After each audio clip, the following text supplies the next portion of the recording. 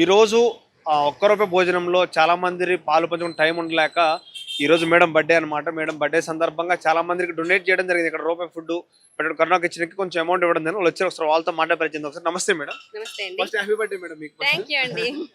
ఎలా అనిపిస్తుంది మేడం ఇలా డొనేట్ చేయడం అనేది? చాలా బాగుంది అనిపించిందండి. అసలు ఒక్క రూపాయికి అసలు ఏమి రాదు, టీ కూడా రాదు, సింగిల్ టీ కూడా రాదు. అలాంటిది ఒక్క రూపాయికి కడుపు నిండుగా భోజనం పెడుతున్నారంటే ఆ రాకేష్ గారిని చాలా మెచ్చుకోవచ్చు.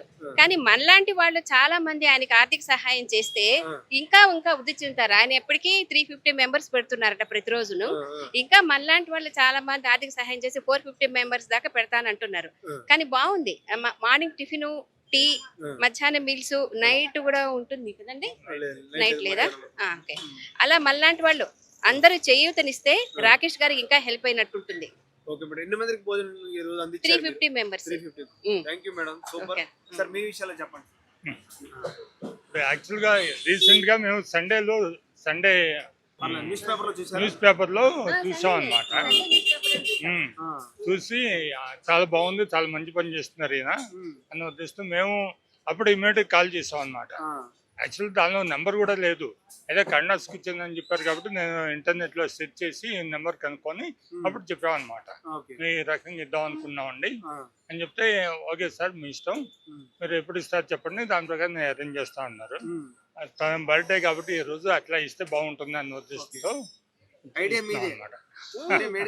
ఇద్దరు మంచి గిఫ్ట్ ఇచ్చారు మేడం కి ఈసారి. ఓకే, థ్యాంక్ యూ అండి. ఇలానే చేస్తూనే ఉండాలని కోరుకుంటున్నాము. ఒకసారి జార్జ్ గారి దగ్గరికి వెళ్ళి, మనం చాలా బిజీగా ఉన్నట్టున్నారు, ఒకసారి ఇక్కడ కౌంటర్ దగ్గర వ్యక్తిని అడుగుదాం. ఒకసారి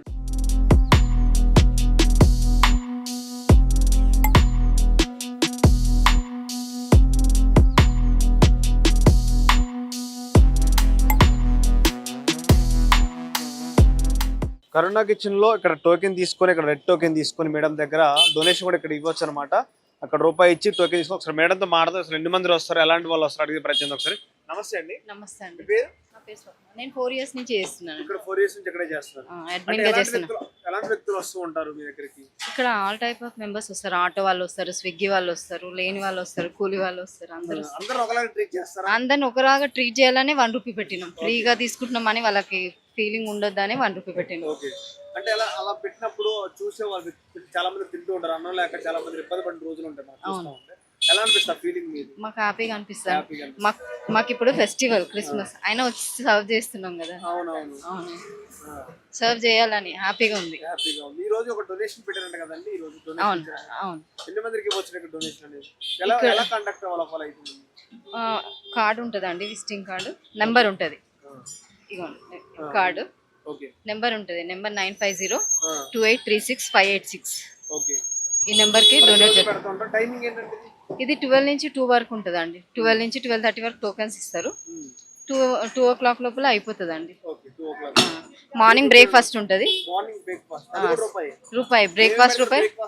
డైలీ ఒక ఐటమ్ ఉంటుంది, అది కూడా ఉప్మా ఉంటుంది, పొంగల్ ఉంటుంది, పులిహోర ఉంటుంది. అట్లా డైలీ ఒక ఐటమ్ ఉంటుంది. 1 రూపీ చాయ్, 1 రూపీ బ్రేక్ఫాస్ట్ అండి. ఒకసారి లోపలికి వెళ్ళే ప్రయత్నం. ఒకసారి చాలా మంది ఫుడ్ తినడానికి కోసం చాలా మంది ఇబ్బందులు పడుతూ ఉంటారు. ఇక్కడ డొనేషన్ చేసే వాళ్ళు కూడా వస్తున్నారు. ఇక్కడ వాళ్ళు విజిటింగ్ కార్డు కూడా చూపిస్తున్నారు. ఒకసారి ఇక్కడ స్కానర్ కూడా ఉందన్నమాట. ఎలా డొనేట్ చేయాలి, ఎలా కండక్ట్ అవ్వాలి కూడా ఉంది.